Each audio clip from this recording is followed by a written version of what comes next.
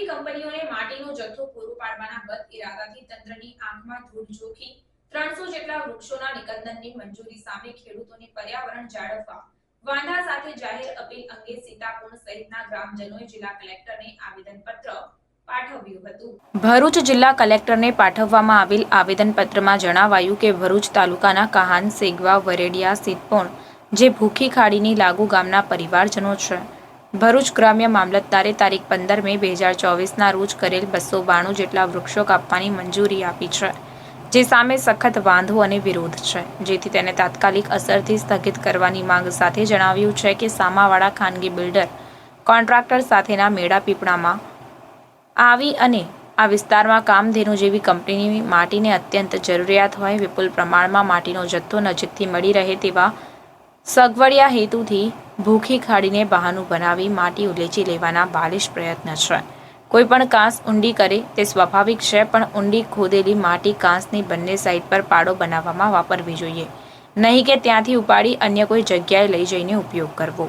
મામલતદાર 292 જેટલા વૃક્ષો કાપવા જે પરવાનગી આપી છે તે ગેરવ્યાજબી છે। ઝેરી સાપ, ઝેરી જીવજંતુના બહાના હેઠળ આવી પરવાનગી ન આપી શકાય। સાપ કે જીવજંતુ માટે આ સ્થળ અભયારણ્ય છે, જેથી પણ પર્યાવરણને નુકસાન થાય છે। વળી સામે તેઓની શરત મુજબ ડબલ ઝાડ વાવવા શરત મૂકેલ છે, તો જ્યાં સુધી અન્ય જગ્યાએ ડબલ ઝાડનું વાવેતર કરી પ્રમાણસર કરવામાં ન આવે ત્યાં સુધી મામલતદારે હુકમ કરેલ જે પેન્ડિંગ રાખવાની માંગ કરવામાં આવી છે।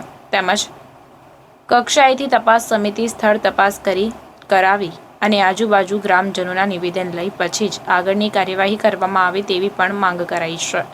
અત્રે ઉલ્લેખનીય છે કે ગ્રામ પંચાયતમાં 6 સભ્યોના રાજીનામા અપાઈ ગયા છે અને હાલ માત્ર 2 જ સભ્ય હોય તો તેઓએ રજૂ કરેલ ગ્રામ પંચાયતના ઠરાવ પણ શંકાસ્પદ છે, તેથી તેની પણ તપાસ કરવાની આવેદનપત્ર પાઠવીને રજૂઆત કરવામાં આવી છે।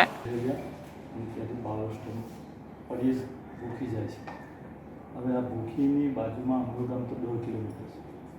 આમાં મામલતદારશ્રીએ 15 તારીખે જે એક નિવેદન એ આપેલું છે ઝાડ કાપવા માટે પરમિશન, એમાં અમે વધુ ઉઠાવેલો છે। અસલમાં સાહેબ શું છે કે પર્યાવરણ પાસ કરાવડાવીએ છીએ, કેમ કે સાહેબ આમાં પરમિશન લીધેલું છે એ તો ગલત છે, કેમ કે ઝાડો જે અમારી પાસે ફોટોગ્રાફી પણ છે, પરમિશન લીધેલું છે એ ઝાડો તો બધા ઉપર છે અને ઓલરેડી આજે ખોડાવેલું છે ને, અમે ડ્રેનેજ માટે મેં પોતે ખોડાવ્યું પંચાયતમાં પહેલાં પણ તમને ઓળખું છું, તો આપણે ખોડાવેલું છે ને, ખોડાવેલું એટલે પાર બનાવવાની, નહીં કે માટી લઈ જાય। અને આ જે ષડયંત્ર છે એટલી ડેન્જરસ છે કે આ સાહેબ પર્યાવરણને બહુ મોટું નુકસાન, અને આ વિસ્તાર આજે જેમને સૂચના આપી એટલે આને સ્થગિત કરી નાખો, કે બીજી જગ્યાએ જે ધારો છે સૂચના આપીએ। હું કન્વિન્સ છું। દાઉદભાઈ હવેલીવાલા કહાન ગામનો વતની છું અને સેગવા, વરેરિયા, કહાન અને પર્યેશ જતી એક ભૂખી ખાડી છે। ભૂખી ખાડીને એ સફાઈ માટેની સરકારની એક ઝુંબેશ છે।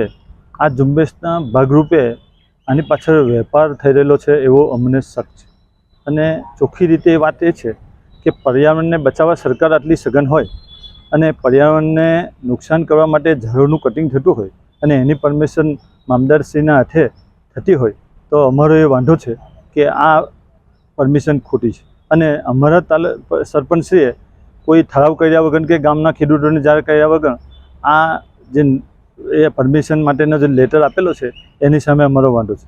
વિશેષ વાત એ રહી કે ઝાડો એ પારની ઉપર છે અને પારની ઉપર જે ઝાડો છે એને કોઈ નુકસાન થતા નથી, જે સફાઈ કરવા માટેનો।